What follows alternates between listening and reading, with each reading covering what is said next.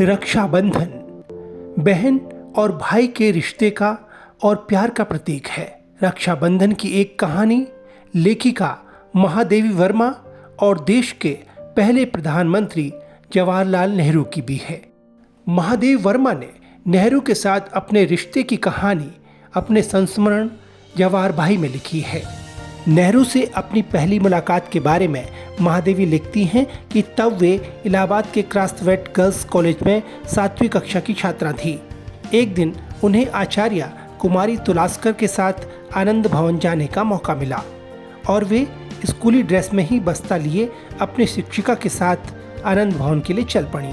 नेहरू से पहली मुलाकात में अपने मन में पड़ी गहरी छाप के विषय में महादेवी लिखती हैं कि उनकी दृष्टि में एक स्वप्निल विशेषता थी।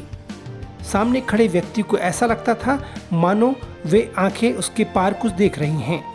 अपनी शिक्षिका के साथ जब महादेवी आनंद भवन से लौटने लगी तो अपना बस्ता भूलकर बाहर आ गईं। नेहरू महादेवी का बस्ता बाहर लेकर आए और उनसे पूछा कि ये किताबें तुम्हारी हैं। जब महादेवी ने स्वीकृति में सिर हिलाया तो नेहरू ने डांटते हुए कहा, क्या वाहियात बात है, किताबें फेंकती घूमती हो, पढ़ती क्या खाक होगी। महादेवी लिखती हैं कि क्या वाहियात बात है वाली डांट उन्हें नेहरू से आगे चलकर भी कई दफे सुनने को मिली।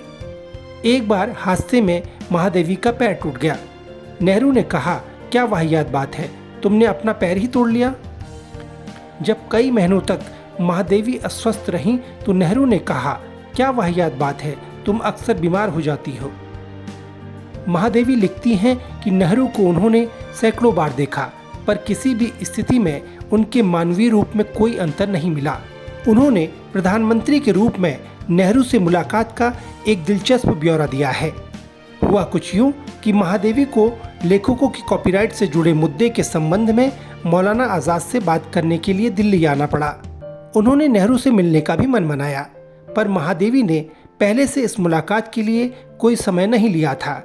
जब वे नेहरू से मिलने तीन मूर्ति पहुंची तो उनके निजी सचिव ने कहा कि बिना पूर्व निश्चित समय के उनसे मुलाकात संभव नहीं है। नेहरू के निजी सचिव ने यह भी कहा कि यहाँ तो लोग 10-10 दिन प्रतीक्षा में पड़े रहते हैं। ये बात महादेवी को चुभ गई। उन्होंने पलटकर जवाब दिया कि वो प्रधानमंत्री की व्यस्तता का प्रमाण हो सकता है, लेकिन जो 10-10 दिन पड़े रहते हैं उनके निठल्लेपन का तो निश्चित रूप से प्रमाण है। आप जाकर उन्हें सूचना दें कि प्रयाग से महादेवी आई हैं और उनसे मिलने की प्रतीक्षा में जीवन के 10 दिन खोने की स्थिति में नहीं हैं। फिर क्या था, जवाहरलाल नेहरू खुद बाहर आए और महादेवी को अपने साथ अंदर ले गए और उनसे कहा, यहाँ बैठो, इलाहाबाद के हालचाल बताओ, तुमसे किसने क्या कह दिया। महादेवी लिखती हैं कि इसके बाद मुझे रूठने की याद ही नहीं रही। कार्य व्यस्त रहने पर भी दूसरों के विश्वास और सुविधा की चिंता करना वे कदाचित ही कभी भूलते थे। एक दिलचस्प घटना खाने की दावत को लेकर भी है। एक बार महादेवी और मैथिली शरण गुप्त नेहरू से मिलने गए। नेहरू ने दोनों को रात में भोजन का आमंत्रण दिया। जब उन्हें पता चला कि मैथिली शरण गुप्त की तरह महादेवी भी शाकाहारी हैं तो नेहरू ने महादेवी से मजाक में कहा, क्या तुम अब तक घास पात खाती हो। मैथिली शरण जी ने जवाब दिया, आप सबने हमारे लिए छोड़ा ही क्या है। फिर नेहरू ने शाकाहारी भोजन बनवाने का प्रबंध किया।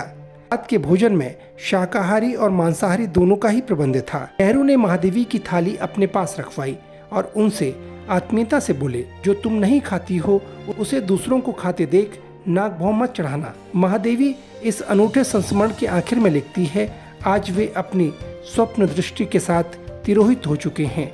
उन्होंने अपने स्वप्नदर्शी होने का मूल्य चुकाया और देश ने एक स्वप्नदर्शी पाने का। तो ये कहानी थी महादेवी वर्मा के जवाहर भाई की।